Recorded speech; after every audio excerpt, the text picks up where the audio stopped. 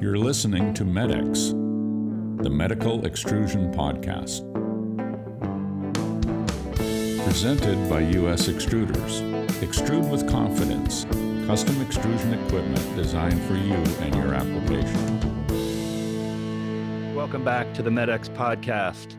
Today we're talking about applying polymeric covers to stents and laser-cut hypotubes.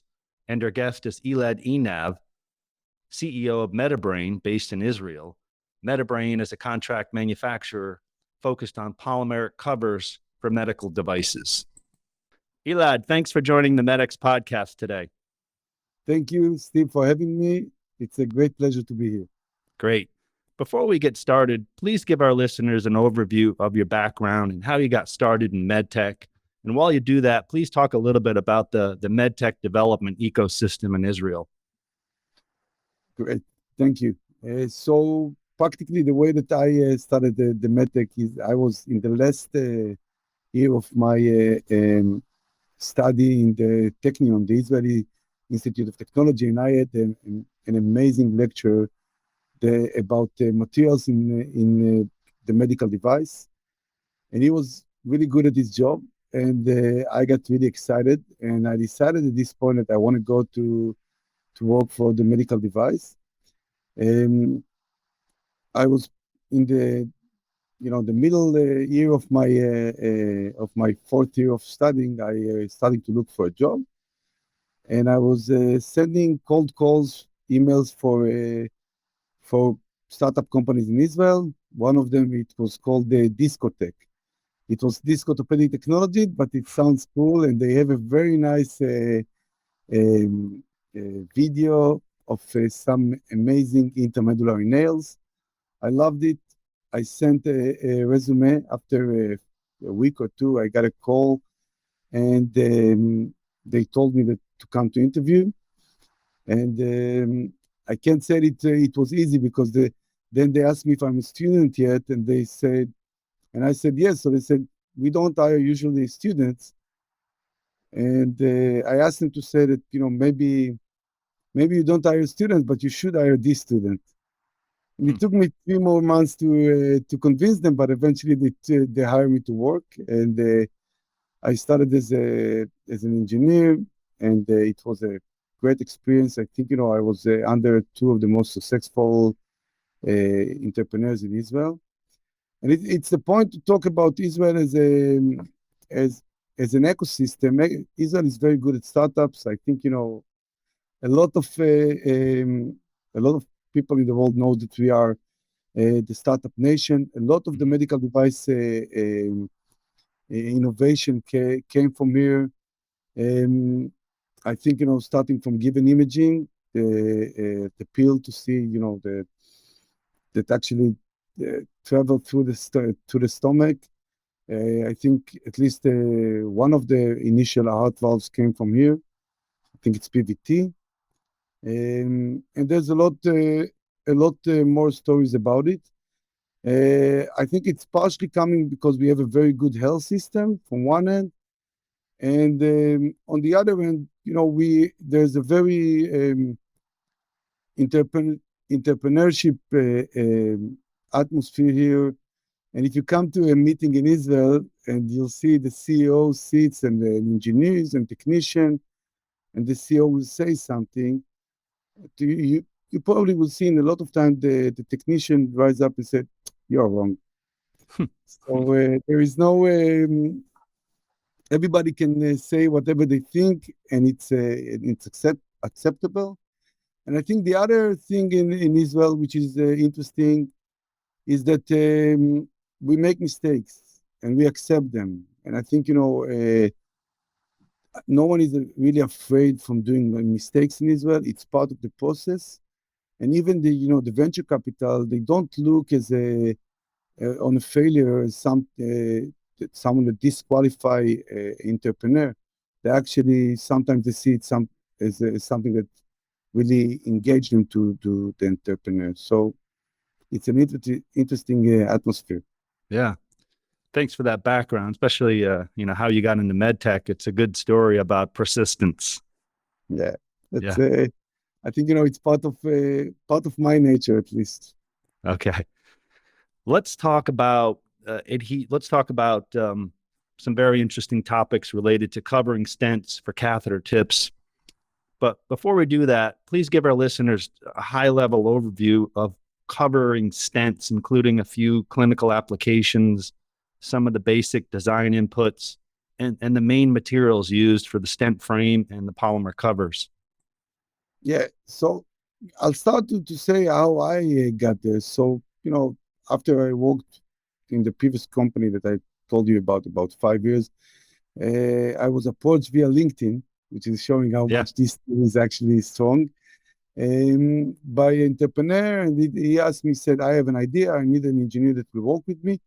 And we co-founded a company that's called Airway Medics, which was dealing with disposables for intensive care. And our initial project that failed completely, by the way, was to try to build an endotracheal tube from a covered braid. Mm-hmm.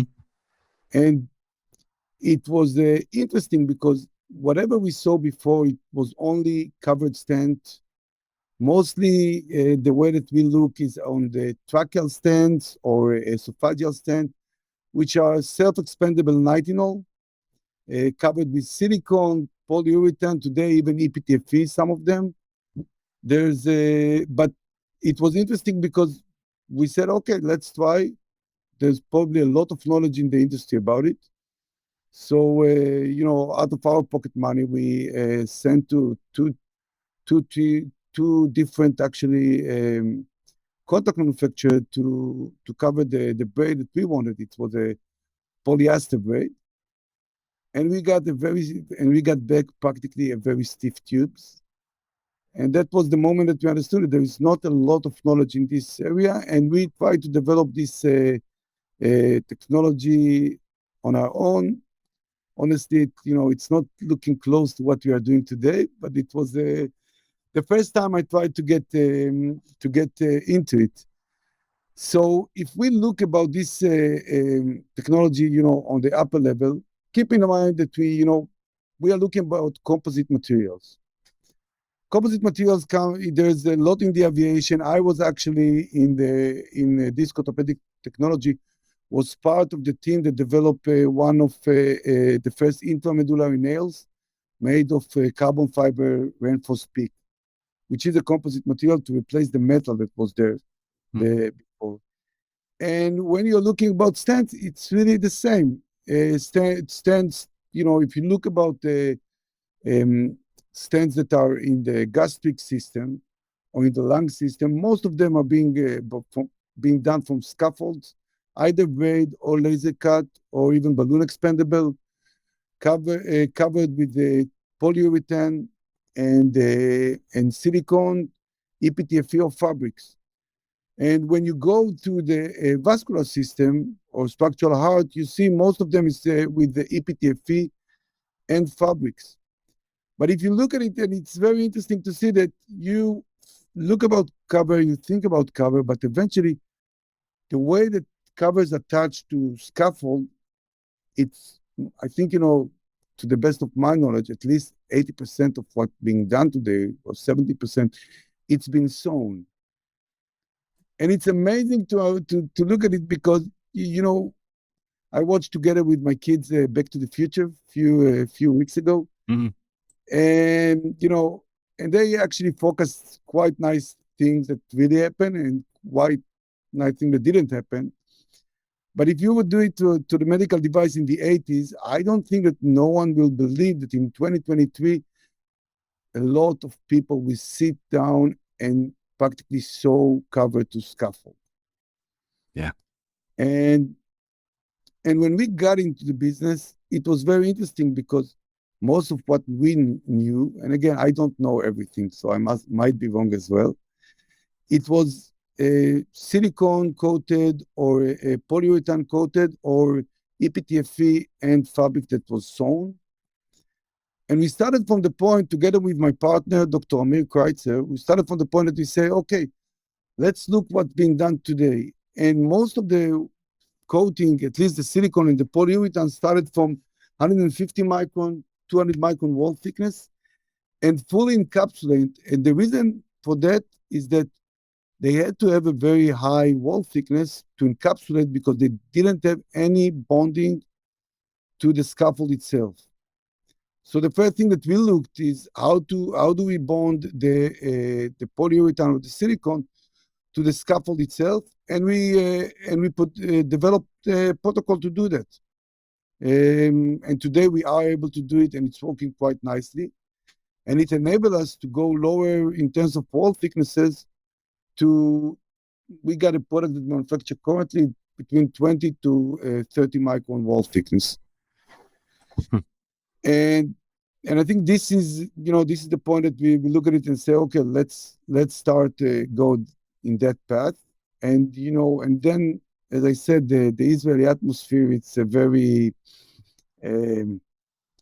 let's say it has no fear a little usually, and we thought, why if we succeed to bond a silicone or polyurethane with the protocol, why don't we try to do it for fabric or ePTFE? And that was the point that we started to do so. I'm happy to say that this technology, it's implant, so it takes time to get to the market. Yeah. But there's quite a nice amount of devices that are already in clinicals, and one of them is actually getting commercial this year. So it's technology that catch. It's still slowly because it's an implant and it takes a long time. So after a time, we started to get approached from an Israeli entrepreneurs that said, okay, you do silicone coating and TPU coating to stents. Let's try to do something differently. Let's try to do it to catheter tips. And I think about 4 or 5 years ago, we started to get approaches like that, mostly from Israel. And it took us time to get to this point, because practically the pricing point, you need to be much more efficient when you are dealing with catheter tips, because these are disposables. But it brought us to a place that we are able to create to help the entrepreneurs that approached us to create new procedures. I can't state the name because this is still on clinical stages, but it was very rewarding to see that.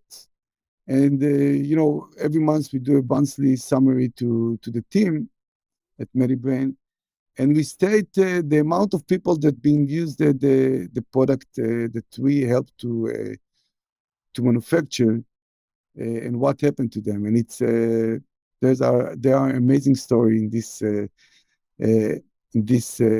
element, and some of the customers actually share it with us, which is amazing. And during this time, we started to see that not only Israel started to approach us, and we started to sell abroad, and to show the capabilities. And the trend that we are seeing, that the industry is, at least for the best of what I see, is less dealing with implants or developing new implants, and more going into therapeutic catheter, new procedures, new devices that can get to a different location in the body, in the vascular system. And there's a transfer or trend in specialty catheter tips, which is nice to see, and we are glad to be able to support this trend. You talked about sutures, and I've seen some pretty cool images of covered stents with sutures, and it looks cool, but at the same time, I'm thinking, man, how labor intensive that is to sew that cover to the stent frame. And the second thing I notice is just how much it increases the profile of the stent frame. Yeah, so this is actually, it's an interesting, point, because first of all, the labor to do a sewing to a scaffold can range from 4 to 12 hours per part, which is amazing. The scrap rate is really relatively high. And what's interesting also that I heard from several people is that it's very hard to sew, and it's very hard to have employees that keep sewing for a long time. Yeah. They practically change jobs every year or two. And it looks like that for some of the companies, actually, even that the product succeed, the scale up for this situation is relatively tough. So I think, with the time, we will see more and more, companies transfer the product to a better method. In terms of profile, I think it reduced the profile, and it will be, and we saw that we are able to help a customer to reduce the diameter of the delivery systems. But I think, in this case, there's also another item that is interesting, because a lot of time you need to sew the fabric or the other membranes to the scaffold for all the struts, and this is challenging for the loading forces into the sheath. And what we were able to develop, it's a technique that we are bonding only in a selective point the membrane to the scaffold. And it helps some of our customers to reduce the loading force and get into a smaller sheath. Yeah. Which is helping. I think another thing that is interesting, that we were able to use the same technology to bond markers or electrodes to the fabric. So this is the other part that is interesting. And of course seal some of the fabrics area. So the thing with the technology that we are using, it's very flexible and can adapt to the needs of the customer. Okay. Talk a little bit about, I know sometimes the scaffold or stent frame is covered on just one surface, maybe the inner surface or the outer surface, and then other times it's fully encapsulated. Why would you use just one layer versus two layers, a fully encapsulated stent versus just a single layer? So that's an interesting point. First of all, if you are sewing, you can use only one layer, and you see that a lot on different scaffold. But in the past, if you wanted to do something without sewing, you had to encapsulate it. However, because we are using a method that we can laminate polyurethane fabric and ePTFE, so we are able to bond it either outside or inside. And also we can both sides, but it's really a matter of what the customer needs and what is the benefit for the product. Okay. But the options are there. In the past, it was used to encapsulate because it needed to hold the scaffold so it won't delaminate. Okay. So you brought up some really interesting capabilities, the dip coating and the selective bonding. Can you talk a little bit more about the convergence of those two technologies that enable, reduced thickness and a very low profile and crimping radial forces?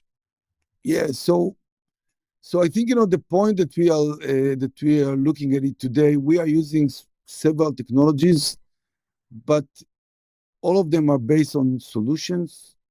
Practically, we need to prepare a solution from solvent and polymer, and we need to treat the polymers to meet these technologies.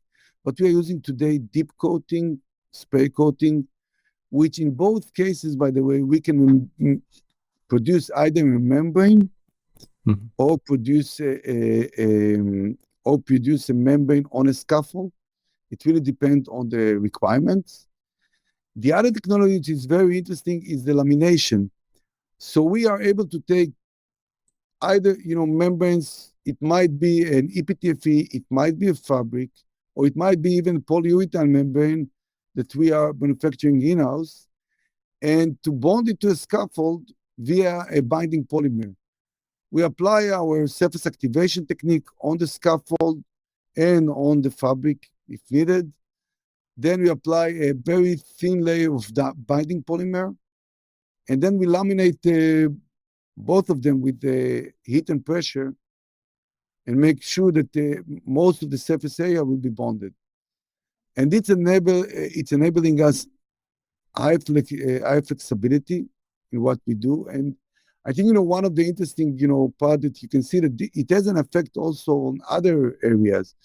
Like today, we are manufacturing some membranes to be perforated and bonded to a scaffold.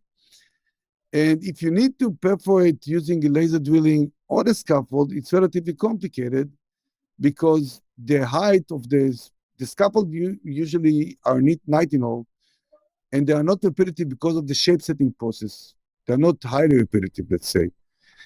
And in order to perform the drilling, you need a very precise membrane and dimensions. So what we do, we send it to be drilled using our partners at Resonetics in Nashua, and then we get back the membranes and bond them to the scaffold. And so it's not only about reducing the wall thickness, it's also about making the supply chain much easier. Right. All right. Let's talk about technology to cover laser cut hypotubes. So for modern steerable delivery systems for neurovascular structural heart, they typically incorporate a thin wall laser cut hypotube, stainless steel or nitinol, for superior pushability and torque response compared to a braid or a coil reinforcement. So we're talking about a composite shaft situation where there's typically a PTFE inner liner, laser cut hypotube, and then the outer jacket materials. The outer jacket materials, typically extruded materials from PBAX, nylon 12, TPU, maybe a 10 thou wall, 250 micron. And when you reflow the laser cut hypotube, are often issues with the material flowing into the cut portions of the hypotube, which limit flexibility and bending. And on one of our earlier conversations, you talked about a capability to apply very, very thin wall films to the outer surface of the laser cut hypotubes to create a strong bond with the PTFE inner liner without a reflow process. Am I correct? Absolutely. So this is a technology it's young. So let's say we are able to apply it today to a 35 centimeter laser cut hypotube. The interesting part of it is that we are able to apply a very thin membrane on the laser cut hypotube. Usually we are able to do it with the TPUs. However, we can get down to a 20 micron wall thickness. And this is not the only thing, because sometimes you're looking for a different, very different properties along the shaft. So if you look at it, we are able to create different wall thickness along the shaft. And we are working to be able to be able to do also different durometer along the shaft. And the nice thing about it is that you don't need to do reflow for one end. And the other thing is that with the proper design of the laser cut hypotube, we are able to also bond the liner inside, which is also an interesting situation. Mm-hmm. But again, this is a relatively young technology. We are still, and we need to develop, the technology and the machine further. We have several, customers that are starting with it, and I think it might make a serious impact in the next few years. The nice for the engineers to use it is that, the downside is that they will need to send it to someone to do that, and they can do it in-house with a hot box, very simple one. Yeah, yeah.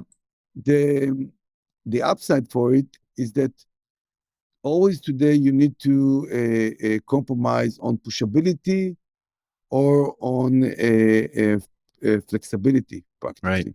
Right. And with what we do, you don't have to. You can get both of them. So this is, a starting point. And I think, what more interesting to look at it is that if you look about catheter today, the labor work to build a catheter, it's crazy because they're using different tubes in order to create what needed, the flexibility and the talkability that it needed, and we can do it automatically. I know that this technology is early stage, like you mentioned, but do you kind of envision that the technology platform and the manufacturing process that you mentioned without reflow could open up opportunities to navigate very difficult to reach tortuous anatomy? I think it would. I think that's the way that we look at it. And if I would imagine it somewhere, and again, this is far. It need to get like several years until you get it. But if I imagine it, it looks like a rapid prototype of a catheter shaft. Yep. Eventually, you'll put what do you want, which durometer, where, and it should be able to do that. Okay. Let's talk about a couple applications and try to mix in some of the capabilities that with your partner Resonetics, and we'll talk about embolic protection devices that prevent embolic debris generated during certain interventional surgeries such as TAVR from traveling downstream where they can cause a pulmonary embolism or a strike. Medibrane has developed some interesting process and automation technology in this area that goes beyond covering a stent frame. Walk us through the laser processing of the micro-sized filtration holes that allow for blood to pass through the membrane while also filtering embolic material. And talk a little bit about how you work with Resonetics on that particular application. Yeah, great. So, looking at, and again, this is a joint effort, and we appreciate there's a lot of support and collaboration with the team at Resonetics. And we are, as a relatively small company and dealing with an area that is not that simple to work through, we try to focus in a very specific processes and to be an expert in these processes.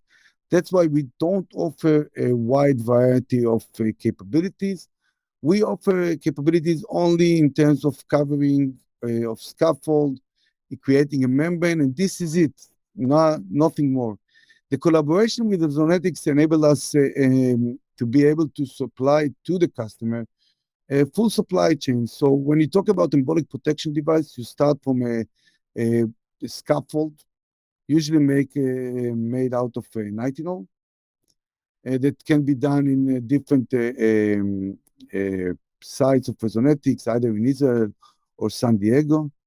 Then we are making the membrane on a mandrel. We're sending it to Resonetics to be perforated in Nashua. And the collaboration with the Resonetics in that area, that we understand the requirement that they need in order to be able to laser drill well, and they understand what we need in order to be able to bond it later onto the scaffold. And after that, it's coming back to Medibrane, and we bond the membrane to the scaffold. So we are supplying through Resonetics a complete catheter tip that is able to go through this process and to help our customers. The idea, one of the things that we, all of us know, and I think you know it as well as I do, that when you are running through different suppliers, it's very tough to create the collaboration and the openness. So what we do with the Resonetics is that we are visiting in their sites and see the specific product that we are working with it. And we have also together meeting where there's challenges, and there's always challenges. We have a meeting together and try to do a root cause analysis or to perform A3 and solve these challenges. And the same, just last week, 2 weeks ago, actually. A team of Resonetics was here together with the vice president tonight in order to solve a challenge that we have in a joint customer. So the idea is to create a close collaboration, to create transparency, and it's usually not that simple to get when you are working with two different suppliers. Right. But in that case, because of the close collaboration, we have full transparency, and I think that the customer actually earned from it. Wow. Sounds like a great partnership and a total win-win for everybody. Absolutely. Yeah. Listen, this has been a great conversation. I so much appreciate your time for joining us today. And we'll have to get you back on another time because there's a lot more to talk about. Absolutely. I would love to, and it was my pleasure. Thank you. Thank you for listening to MedX, the Medical Extrusion Podcast, presented by US Extruders. Please subscribe to make sure you're getting the latest episodes. All links are available in the show notes.